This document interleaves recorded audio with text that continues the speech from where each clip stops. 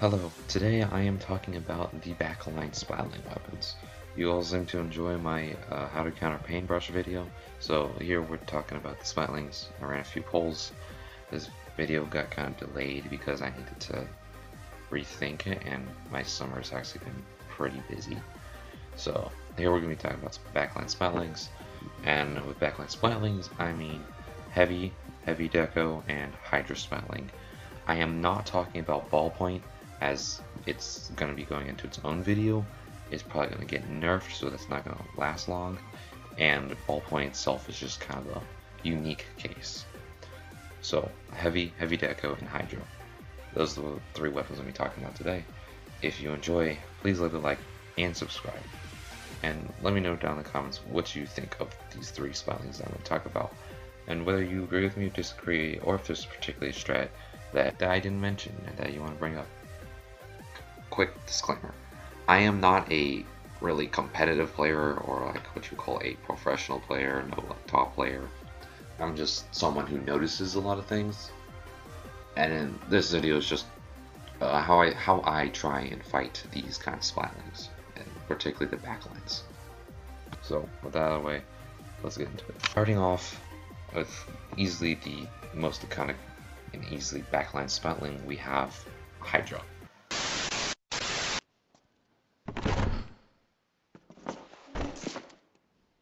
I am heavy weapons guy.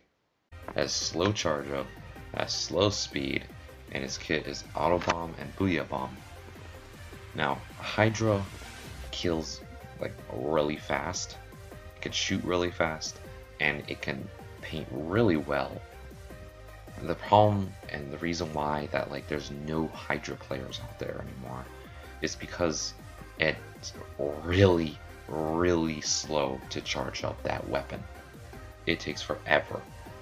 And then, I mean, autobomb is fine, it's kind of cheap for it, so you can kind of use it for location, but still, Hydra itself is super ink hungry and super slow, but that thing kills so fast.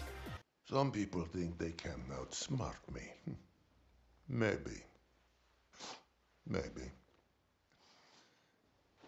I've yet to meet one that can outsmart Bullet.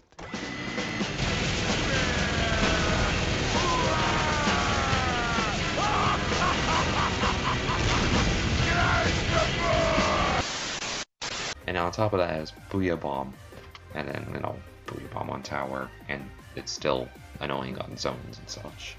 So it's like good. The problem is though with the Hydras have to face is how slow it is and just how much ink that thing can use. When you are engaging a Hydra as preferably a frontline player, you want to try and get the kill. And you'll notice with all these backline weapons, kind of getting up close to them and trying to get them out of the places they want to be is probably your best strat in general.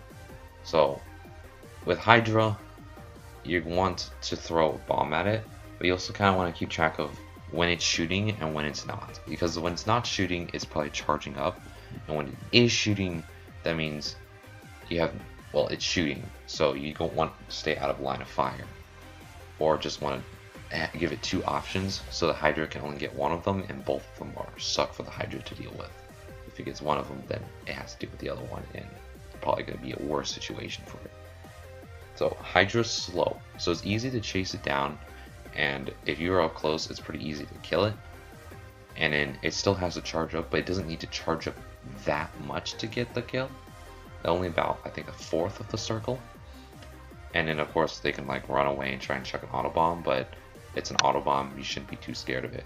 So what you need to be doing more is paying attention to teammates, because if there's a teammate nearby the Hydra, and that's like just came in from spawn, now you're in a 2v1, and it's probably not a good idea to engage that.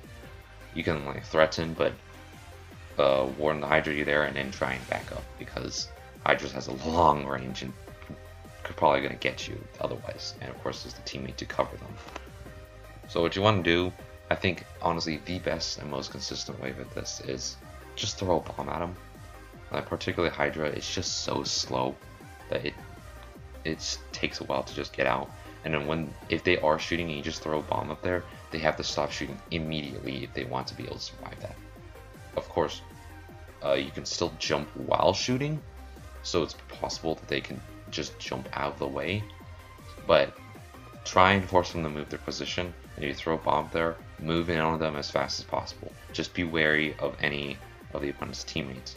However, of course, if you're dealing with the backline and that's just them, like their teammates are probably playing objective somewhere, so and you're keeping their backline out of play, so that's good. That's a good thing. If you can't kill the hydra, try and just keep it away and try and stay alive and keep continuously threatening the hydra. Who touched my gun? Bombs in particular is really good, and also tented missiles are really good. RIP Bubbler, that thing's gonna get killed by hydra, and as far as special goes, really just missiles and anything that can really force a position to be moved from. So that's it for hydra splatling. Now heavy and heavy deck. Why are we still here? Just to suffer. So first, let's go over what heavy is. Heavy, decently charging, fast charging splatling, kills pretty well, paints pretty well, and kind of dangerous. But main thing about it is that it's a little bit more mobile than hydra, and it also is more aggressive. Like, not a lot more aggressive, it's just that I kind of feel like heavy doesn't need to stay in that one spot like hydra. Hydra just kind of wants to stay in that one spot and just stay there for the entire match, but heavy can do that, but it doesn't really like it. It's not just what it wants, it can do other things too. So now the difference between heavy, V-heavy, and vanilla and heavy deco, heavy deco, is that heavy deco is like the ultimate aggression version of heavy, and V-heavy is the more passive one. But I'm gonna throw them both as backlines because they're the same weapon. But V-heavy kind of plays a little bit back, but it's got sprinkler and wave breaker. Now sprinkler it's kind of sucks, but it farms for wave breaker. Wave breaker is pretty good. Location, damage, and forces people to jump, so it's annoying to deal with. So you're gonna be finding these things just kind of just throwing wave breaker where they can, nearby objective, but not super close, and it's generally gonna be like around a wall or something, because then their teammates can just push up while wave breaker's on behind a wall, and the teammates are playing objective and protecting the wave breaker at the same time, while heavy is just locking down this area, spreading pain, and getting kills on people. So heavy is dangerous, particularly when it has wave breaker.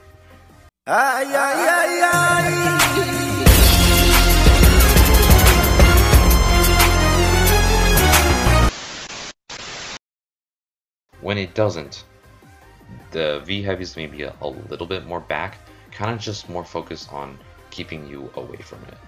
And then about the hydra, I said keeping track of when it's shooting and when it's not. With heavy, you can, except like I said, heavy's a little bit more aggressive, and you still see a lot of people run speed up on it, but it's just kind of walk around a lot more, and it's going to be holding on to the charge, I think, a little bit more. Kind of depends on the kind of heavy you're fighting. However, if you're approaching it, you do have to be careful just in case the heavy is holding onto its charge. But I think the best stratagem is, of course, bombs work, but personally I think it's sharking, which is hiding in ink and waiting for the heavy to approach. So if you manage to just, problem is the maps, but if you manage to pierce through the enemy's defense and you can find the heavy, they're probably been walking around, they're not very stealthy, and they like the cover. If they don't have cover, it's fine, but they like cover because they can sit back there, charge behind it, and then go. It's different than Hydra because Hydra also likes cover, but it's so far back that it doesn't really care as much. Heavy likes cover. So if you shark, and particularly when the heavy is behind cover, they don't have as good of a view on you. Of course, it's third-person camera, so you can see opportunities to see around the walls.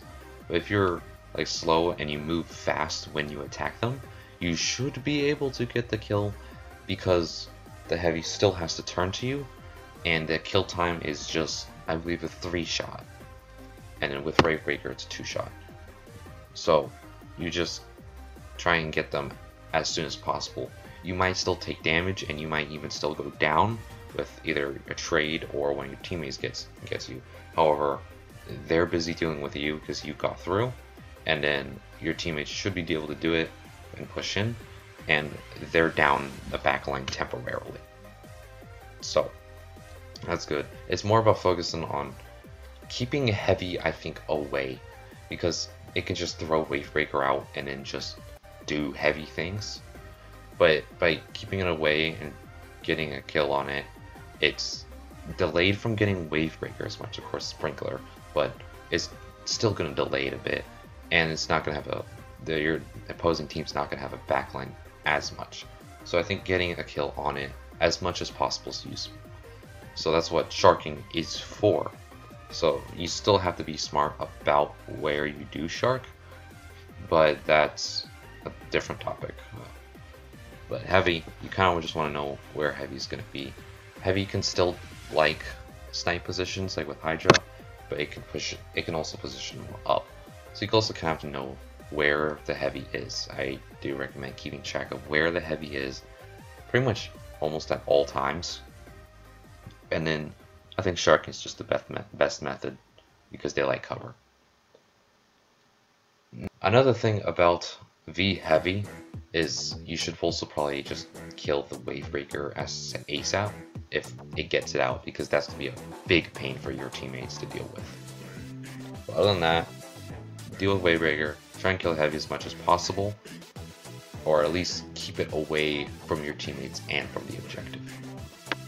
And you can do that best, I think, by sharking. So now let's talk about the newest splatling in Splatoon 3, and that is Heavy Deco. Well, of course, I mean newest as of right now. Heavy Deco has point sensor and cracking, basically the ultimate aggressive version of a heavy splatling. Derogated from, I believe, Splatoon 1, and basically this heavy is super aggressive.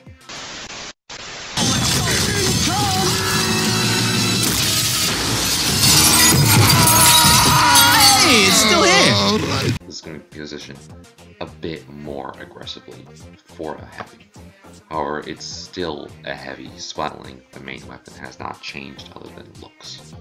So Heavy Deco, I think, is all about being confident about moving in, because point sensors just help mark people so your teammates know where they are and you know where they are. But also Kraken is just an invincible get in, try and get out kind of special. And it just goes in and you can just do that with confidence. So how you actually counter Heavy Deco? So the kind of places Heavy Deco is going to be positioning, I think, is like nearby the objective, right behind the teammates.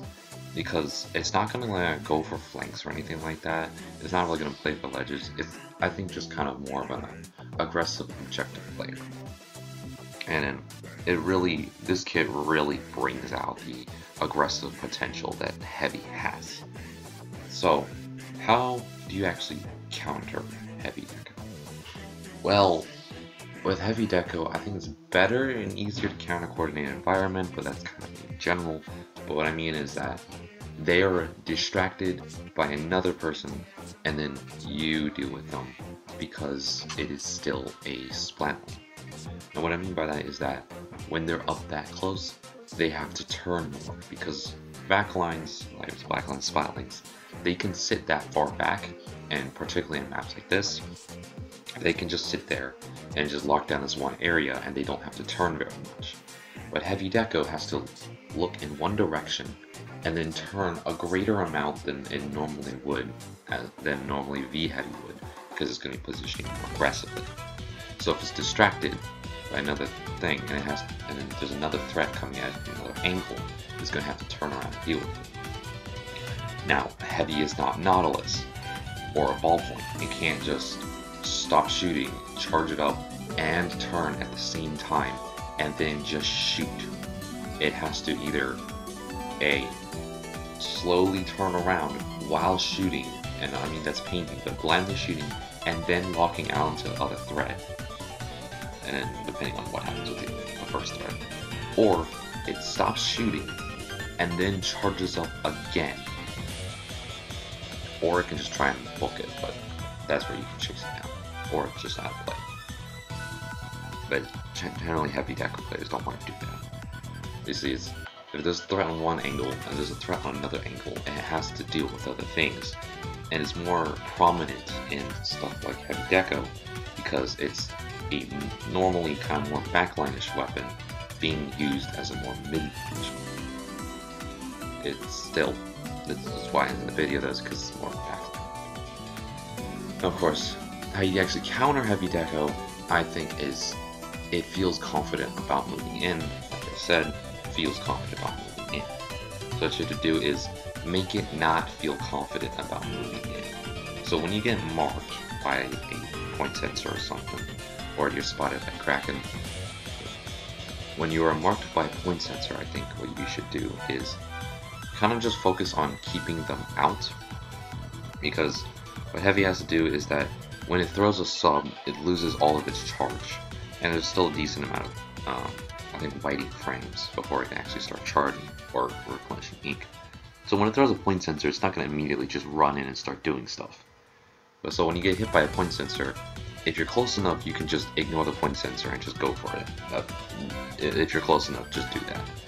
If you're not close enough, or you get a point sensor from far away, I recommend just try and keep the enemy team out and keep paint up, like straight up. Sometimes people just don't keep paint up. I don't know why, but just keep paint up, and I think that'll help keep them away, and then just keep the heavy Deco's teammates away. That way they can't just confidently push through because they know where you are, and because, you know, specials. So you gotta counter their confidence in moving in. And then when Kraken is online, basically what you want to do is you're fighting Kraken, not heavy Deco. So, and of course Kraken doesn't last very long, and it's not as good as on objectives. So basically, fight the Kraken, not heavy. And of course you have to remember is that when heavy Deco is up, it loses its main weapon, so you're not fighting a heavy Deco. So you are fighting the rest of the team, plus the Kraken, doing that too. So, and then when you're point censored, just play defensively and try and keep it away. And of course spread out a little bit, like far enough apart that the heavy Deco can't just throw one point sensor and mark your entire team. Or even half of it, that's good enough. Sometimes I find that people just run in and then get marked by like one point sensor, and then now I know where they are. So that's what I think you should do. Spread out. When you get marked, play a little bit more defensively and keep track of where the heavy is, because it's really not like that. But focus more on the teammates, I think. Heavy Deco is never really overbearingly strong. So, quick summary of what I said. Number 1, hydra splatling. If you can, get a bomb on it and try and force it to move. Keep track of when it's shooting and when it's not shooting, and deal with the teammates. Be heavy. Be very careful with wave breaker. Try and get that thing out as soon as possible. Shark, try and get the heavy as more aggressively, and then just try and take it out as much as possible. And then heavy Deco, the ultimate aggressive version of heavy. Try and have 2 people at it from different angles that are easy to deal with, and then the heavy Deco is safe. And then when you get marked, try and focus on keeping it out and combat it, trying to get confident without pushing in. And then when it pops Kraken, you are fighting Kraken and plus the teammates, not heavy Deco anymore until it gets back. When it gets back, you could potentially punish it because it's still heavy. And that's all I really have to say. So let me know what you think. Maybe there's some extra activities used that I never considered or didn't talk about in this video. Leave it down in the comments.